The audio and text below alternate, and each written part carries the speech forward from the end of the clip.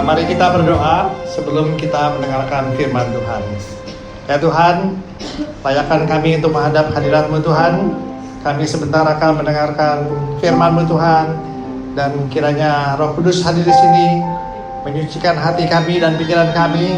Dan juga sebelumnya kami mohon ampun atas kesalahan-kesalahan kami, atas dosa-dosa kami, dan layakkan kami dalam hadirat-Mu Tuhan. Pimpin kami semua untuk mendengarkan firman ini. Kiranya Roh Kudus juga hadir membantu menerangkan kami dan mengerti dan menjalankan dalam kehidupan sehari-hari. Dalam nama Tuhan Yesus kami panjatkan doa ini. Amin. Terima kasih.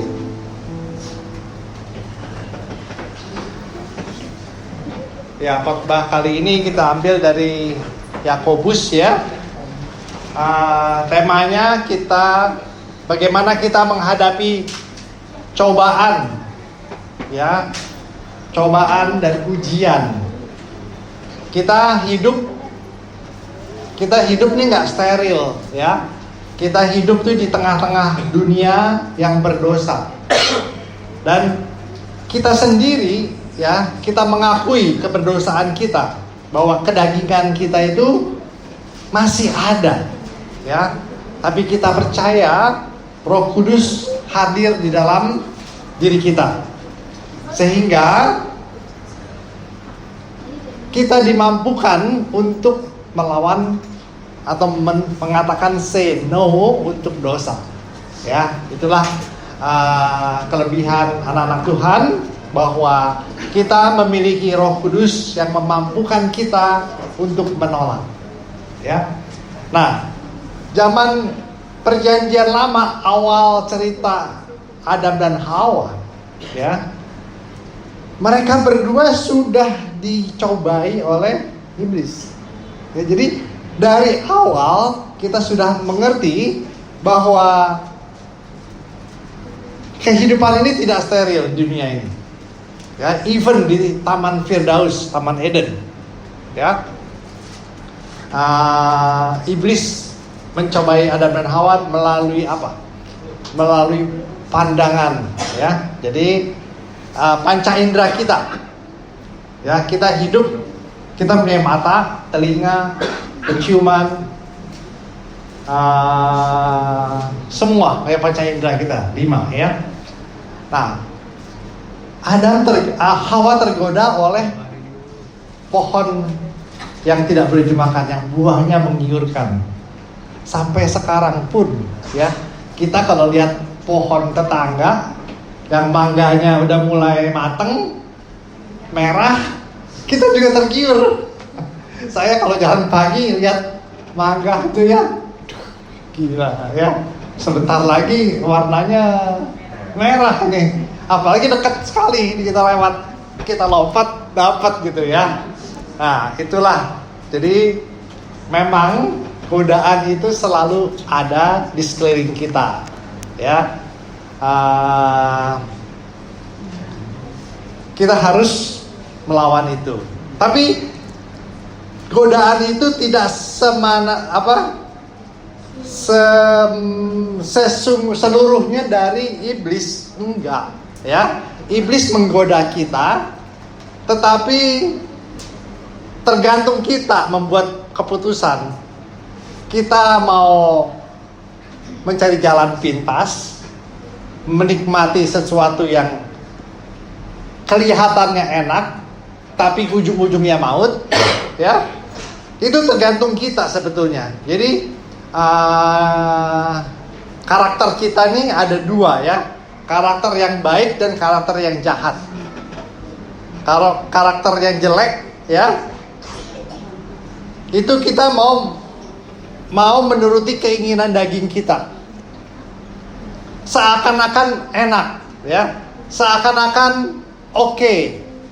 Tapi kalau sudah kita masuk ke dalamnya, kita akan terjerat oleh dosa, ya. Nah, kalau dari anak-anak nih harus dibiasakan, ya. Kemarin ada cucu saya, ya, tuh ada gambar-gambar di meja untuk mewarnai, ya. Terus Itu banyak ya, tinggal diambil aja.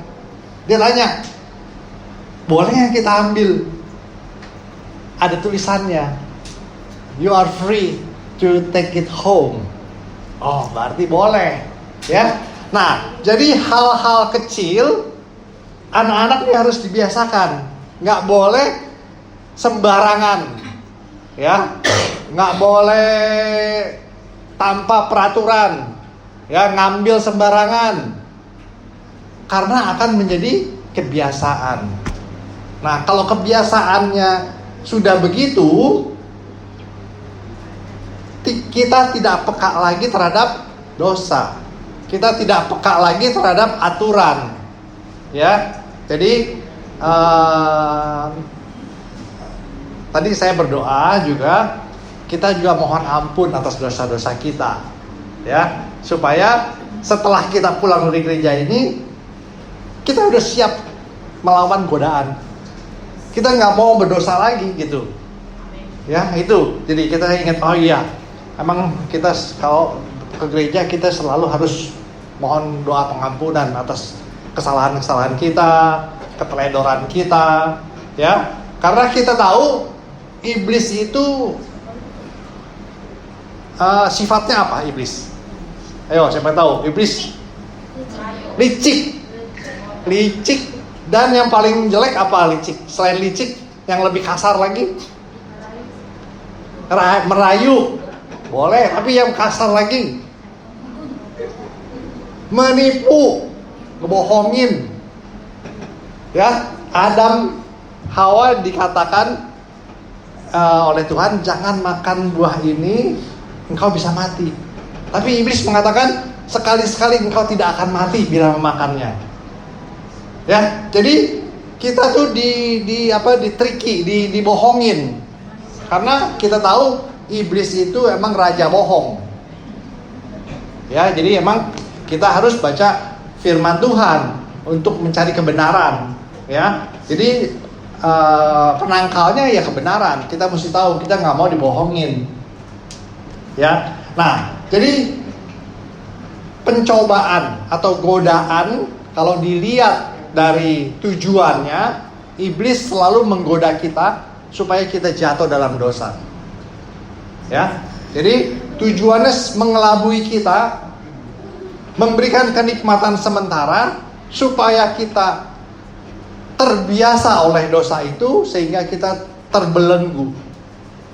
Karena itu emang ada doa-doa pelepasan, ya, supaya orang-orang yang terbelenggu oleh dosa itu bisa dilepaskan, diputuskan mata rantainya sehingga dia terbebas. Nah, kita semua ini, kita sudah mengaku dosa kita mau hidup kudus, ya, sehingga kita mau belajar mengenali cara-cara iblis itu menggoda kita, merayu kita. Ya, ada istilah ilustrasi, ya.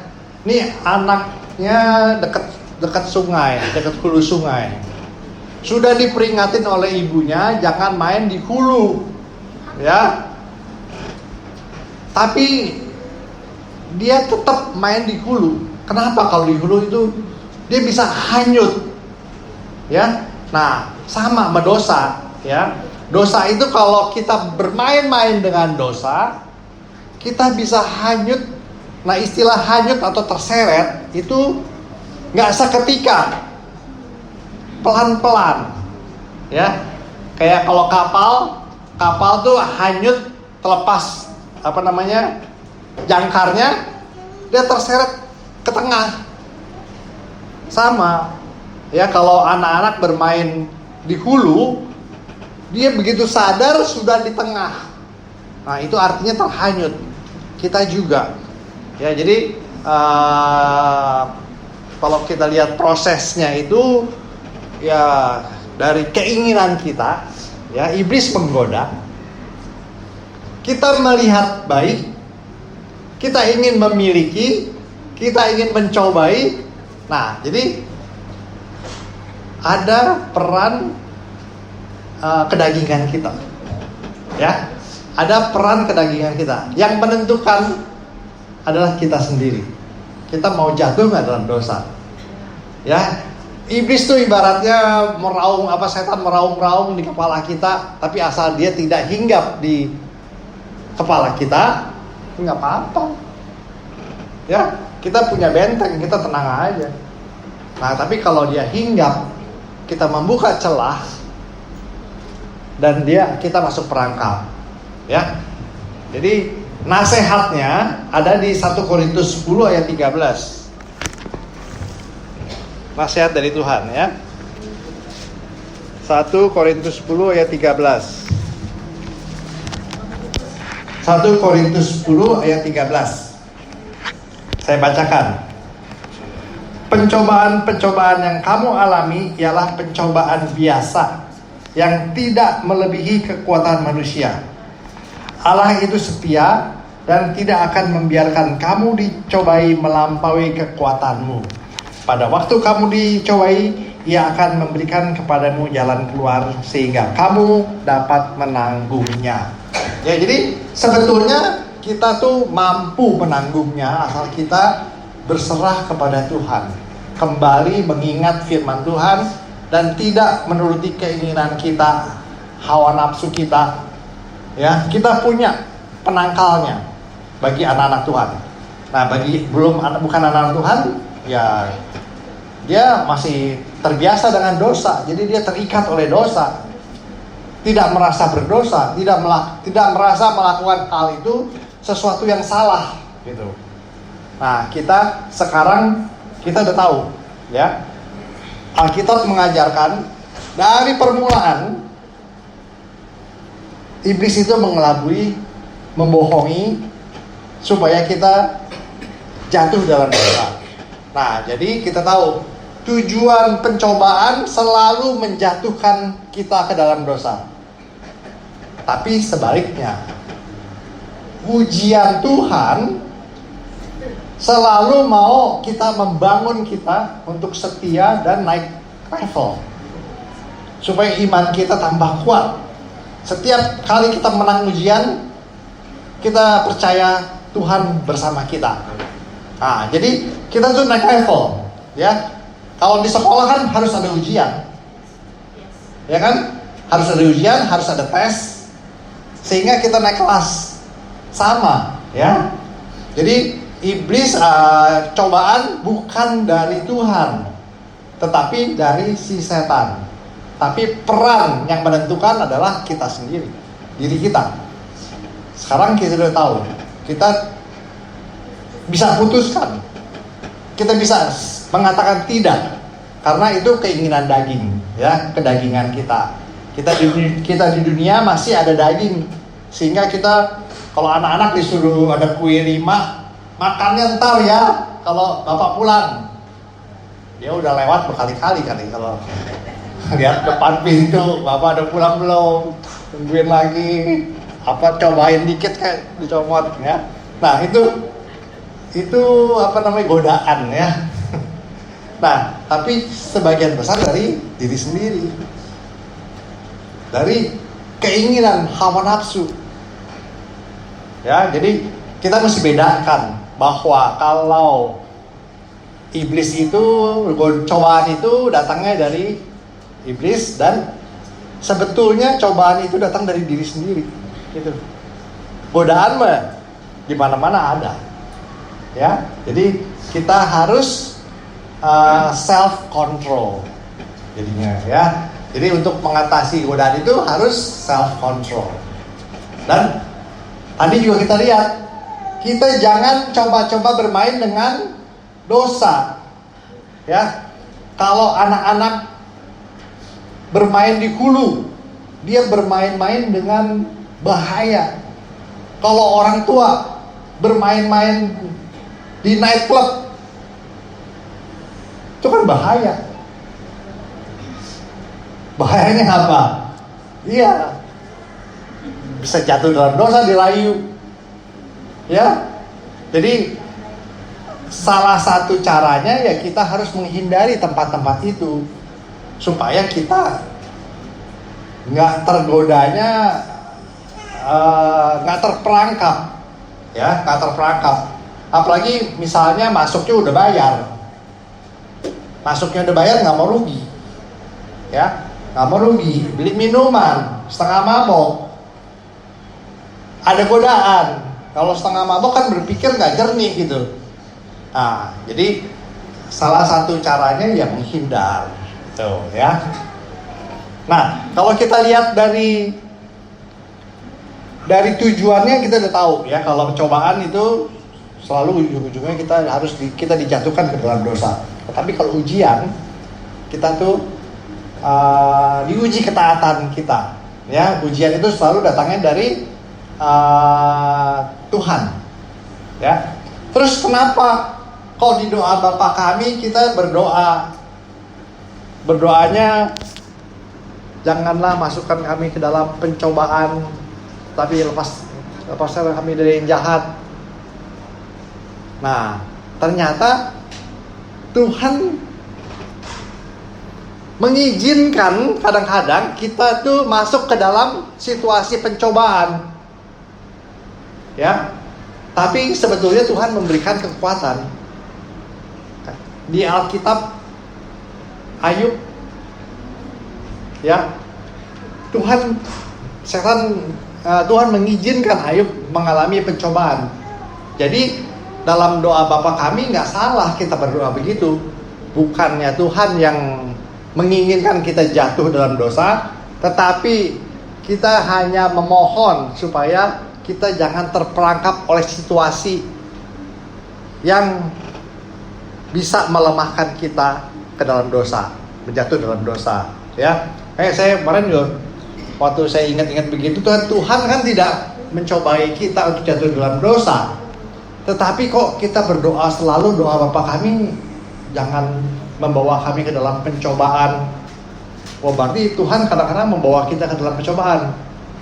Maksudnya Tuhan mengizinkan kita berada dalam situasi pencobaan, ya, bukan menghendaki kita jatuh, bukan, ya. Tuhan menghendaki kita kuat, naik level, ya. Jadi tergantung respon kita, ya. Jadi ujian, ya, itulah mengapa tadi kemarin malam saya teringat doa Bapa Kami, kok seakan-akan Tuhan mengizinkan membawa pencobaan, tapi enggak, ya.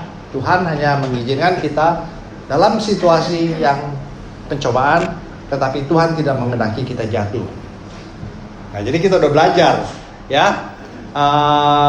Sumbernya kalau pencobaan itu datang dari iblis yang mengelabui, membohongi, dan macam-macam, ya. Menyesatkannya macam-macam. Dari ajaran bisa, ya. Saksi Yehova memelintir ajaran Alkitab bahwa Yesus bukan Tuhan. Terus ada lagi seminar-seminar bahwa Yesus itu hanya anak Allah, levelnya nggak sama dengan Allah. Nah, hal-hal itu tuh yang melemahkan iman kita, ya. Jadi kembali kita mesti kembali ke Alkitab bahwa kita harus mengakui Yesus adalah Tuhan dan Juru Selamat kita. Bukan, ya memang benar Yesus adalah 100% manusia, 100% Tuhan, ya, tapi dia bukan makhluk ciptaan yang sama dengan kita. Kadang-kadang dipresetin Yesus kan ciptaan, gitu. Enggak, ya. Kita Tuhan itu di luar nalar kita. Kayak Tritunggal Allah itu sulit menjelaskannya, tapi ya itulah kenyataannya, ya. Jadi kita harus tetap berpegang pada Alkitab, ya. Nah, di Yakobus 1 ayat 14 tadi kita udah uraikan, ya. Yakobus 1 ayat 14 bagaimana kita jatuh dalam dosa. Nah, di ayat ini dirinci itu, ya. Dibilang kalau dimulai dari 13, ya. Apabila seorang dicobai, janganlah ia berkata, aku sedang dicobai oleh Allah. Sebab Allah tidak dapat dicobai oleh yang jahat, dan ia sendiri tidak mencobai siapapun. Jadi jelas ya, Allah tidak mencobai siapapun karena tidak ada sifat jahat di Allah. Namun tiap-tiap orang dicobai oleh keinginannya sendiri. Karena ia diseret dan terpikat olehnya. Nah, ini kata diseret dan terpikat itu istilahnya kita hanyut. Ya, kita terpikat, kita terjerumus secara perlahan-lahan. Baru setelah kita, apabila keinginan itu telah dibuahi, ia melahirkan dosa. Apabila buah itu kita telah petik, kita makan, itu artinya kita telah melakukan dosa. Ya, apabila dosa itu sudah matang, ia melahirkan maut. Nah, inilah, jadi ujung-ujungnya maut. Ya, jadi udah dijelasin bahwa iblis itu hanya meraung-raung, tetapi keinginan kita lah yang menentukan. Ya, itu adalah proses kita jatuh dalam dosa. Dan kita tahu bahwa setan selalu mengelabui kita, mengelabui mata kita, ya, membilang itu enak, ya, tapi itu sifatnya hanya sementara, ya, beda dengan ujian. Ujian itu kita harus bertahan, kayak tadi lagunya, ayatnya, kita bertahan dalam kesesakan. Nah, itu ujian tuh, ya. Terus apalagi ujian? Abraham diuji untuk mengorbankan anaknya Ishak, diuji kesetiaannya, ya, dan Abraham melakukannya. Jadi kita bisa lihat, ya, kita bisa membedakan mana yang ujian, mana yang cobaan. Nah, karena Abraham lulus dalam ujian, ia disebut bapak orang beriman. Ya, karena ia percaya bahwa Tuhan akan menggantikannya. Dan benar ada domba yang terikat menggantikan sebagai korban. Ya, jadi pencobaan sama ujian itu kita jelas, ya. Nah, di ayat Yakobus 1, 2 dan 4 itu mengatakan mengenai hal ujian. Kita baca Yakobus 1, 2 sampai 4.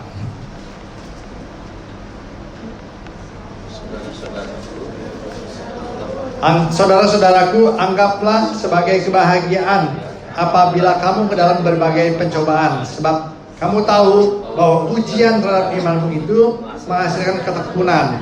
Biarkanlah ketekunan memperoleh buah yang matang, supaya kamu menjadi sempurna dan utuh, tidak kekurangan apapun. Nah, jadi hasil dari ketekunan adalah mahkota, ya. Jadi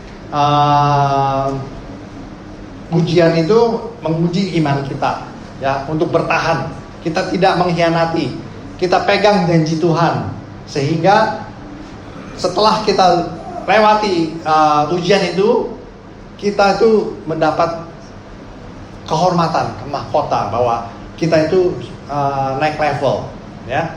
Kadang-kadang ada teman saya, ya, dia hamil, dikatakan oleh dokter anaknya ini jantungnya kurang berfungsi baik. Dokter menyarankan digugurkan. Nah, ini ujian atau cobaan? Ujian loh. Ya, jadi kita tuh harus bertanggung jawab, ya. Nah, dalam kasus teman saya itu, dia mengatakan tidak, saya akan terus melanjutkan kehamilan ini sehingga anaknya lahir.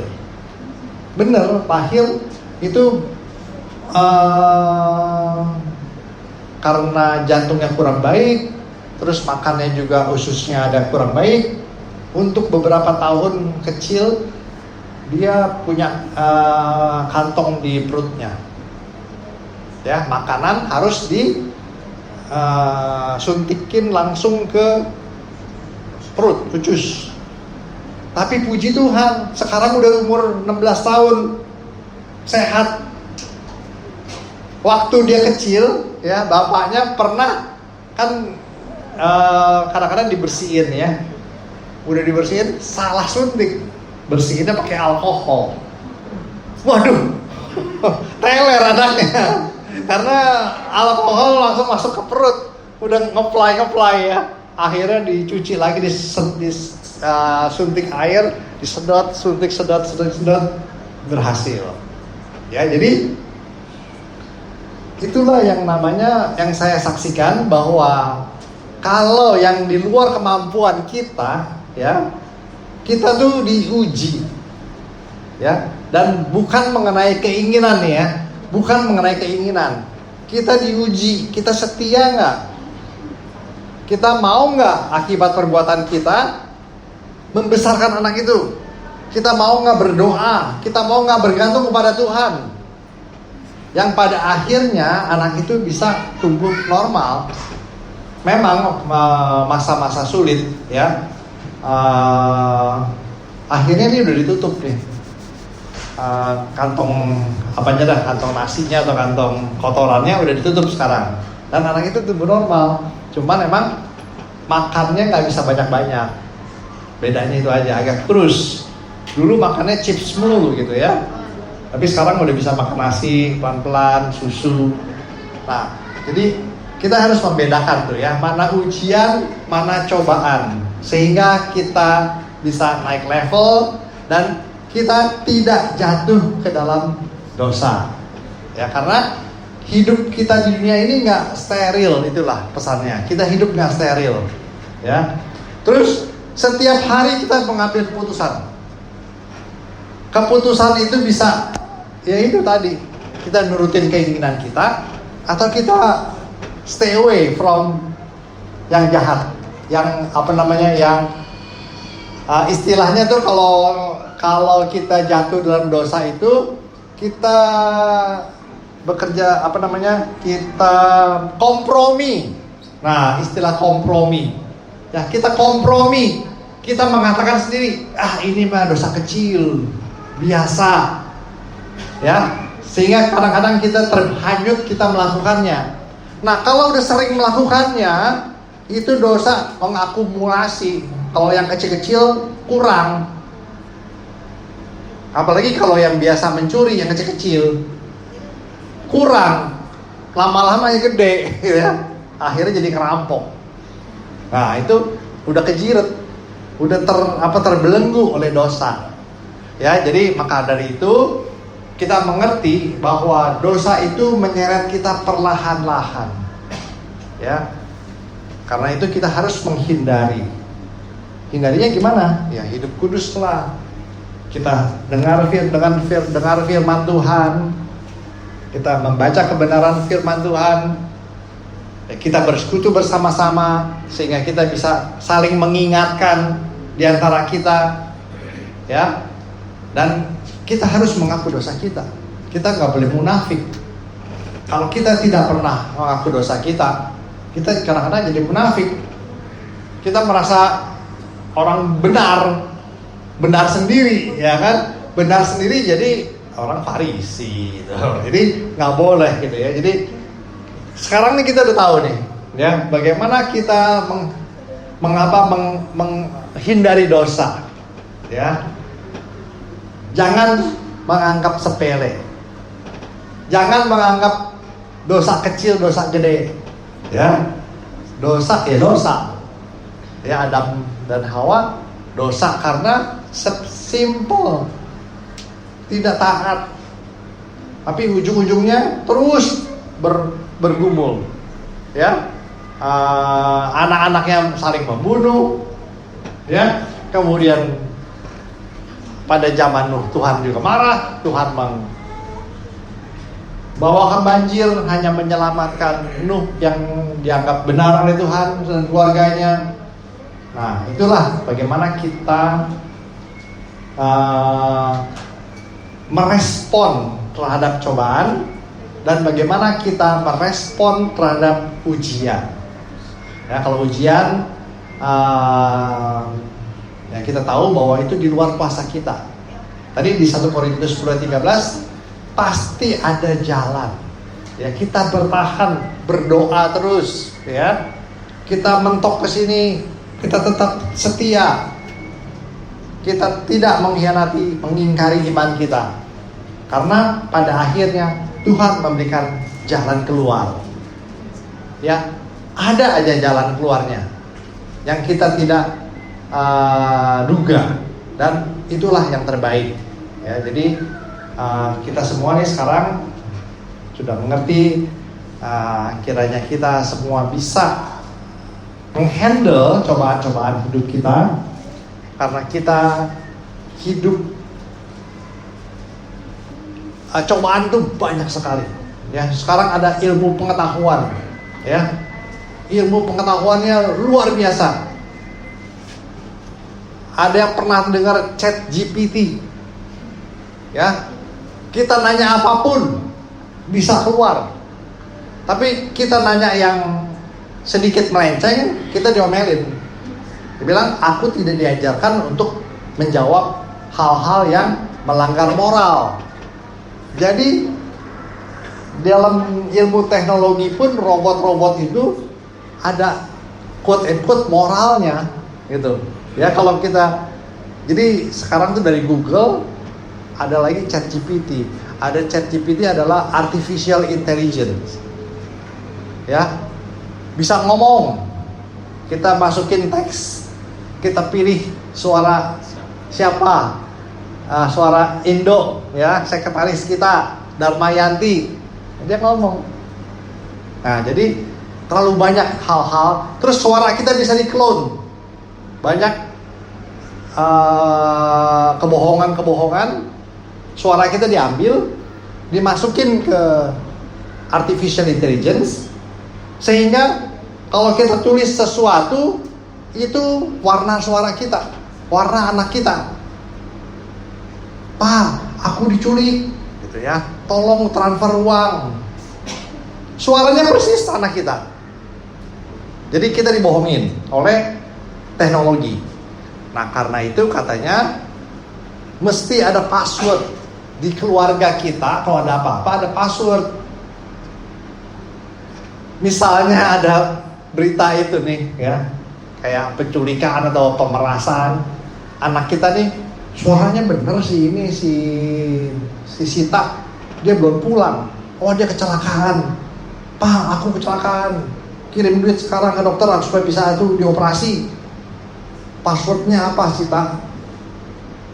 Nah, karena hanya di keluarga kita yang punya password. Nah, itu penting, ya, untuk menangkal kebohongan.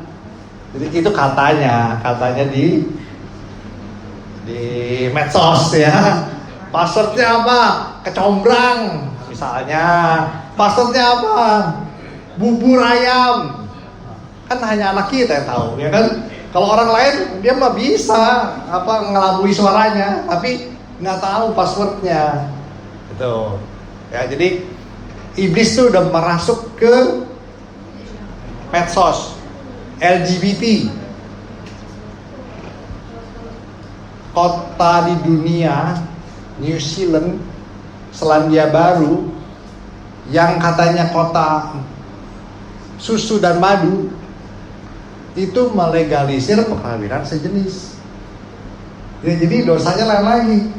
Katanya indah, tapi mau dari segi moral, no. Banyak orang kawin di misalnya negeri yang melegalisir, Selandia Baru, New Zealand. Nah, itu juga melanggar hukum Allah, mengelabui bahwa kasih itu boleh antara sesama. Jadi banyak sekarang, jadi udah di teknologi di mana-mana, kebohongan itu udah susah diverifikasi, ya. Sekarang mau kampanye, hoax bertebaran. Terus Amerika sama Irak sama Cina perang, ya. hoax bertebaran. CNN dari Amerika bilang Cina begini-begini. Terus siaran berita Cina memberitakan lain lagi. Terus kita ngecek nih, ini hoax bukan. Kalau kita ngeceknya salah, ya, ke sumber yang pro Amerika, dia dibilang benar. Jadi hoax itu dikatakan benar oleh sumber yang salah. Hidup jadi susah kan? Ya, jadi repot nih. Jadi kebohongan itu udah merajalela. Jadi kita mesti mawas diri, hati-hati ya. Kembali ke firman Tuhan. Kita ngecek ke internet pun salah sumber, salah badan pengecekannya, dibilang benar. Ya, jadi itulah kita mengetahui bahwa cobaan itu dari si iblis. Si iblis itu selalu membohongi kita, ya, dalam segala bidang. Tetapi kita yang menentukan keinginan kita itu mau melakukan atau enggak. Ya, kiranya Tuhan Roh Kudus melindungi kita dan membawa kita ke jalan yang benar. Mari kita berdoa. Ya Tuhan, terima kasih Tuhan, Engkau mengingatkan kami Tuhan semua akan pencobaan-pencobaan yang datang dari si iblis, yang pada hakikatnya kami pun bisa menolak, mengatakan tidak, karena kami mengerti bahwa itu adalah melanggar perintah Tuhan dan itu adalah dosa. Tuhan, kami mempunyai Roh Kudus, tolong terangi hati dan pikiran kami.